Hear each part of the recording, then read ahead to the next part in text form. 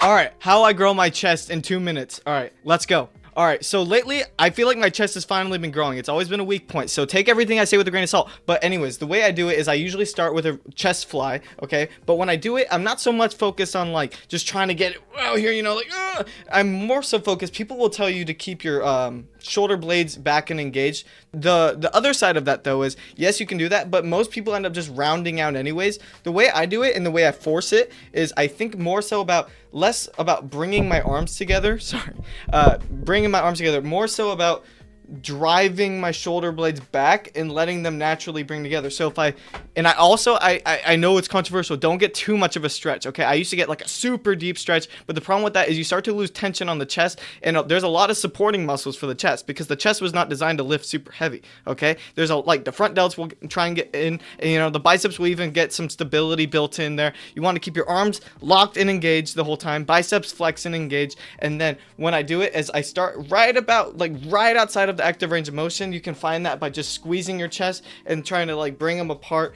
as far as you can before you no longer feel the chest. Try and get the rear delt fly or the chest fly machine right about here and then squeeze. And the way I squeeze is I think about driving backwards and bring them together. Then I do one exercise for the upper chest. I try and keep it, think about it in terms like this. The plane, you want to stay in the horizontal plane to hit most of the chest. And then to hit the upper chest, 1 to 2 sets, you want to keep it so the elbows are more tucked to the side. If there's no machines where you can get a full tuck like that, you can maybe do like an up, you know, like a chest fly with like cables or something like that. Or you can just do a fly or like an incline press like this, you know, keeping the elbows tucked. Or if there's nothing like that, maybe just stand super low so they end up getting tucked towards the bottom of the movement more so than if you were way up here, because most people end up overcompensating and end up just being back in the horizontal plane towards the end. Anyways, thank you. That's 2 minutes. I'll elaborate more in the future if you need. All right, thank you. Bye.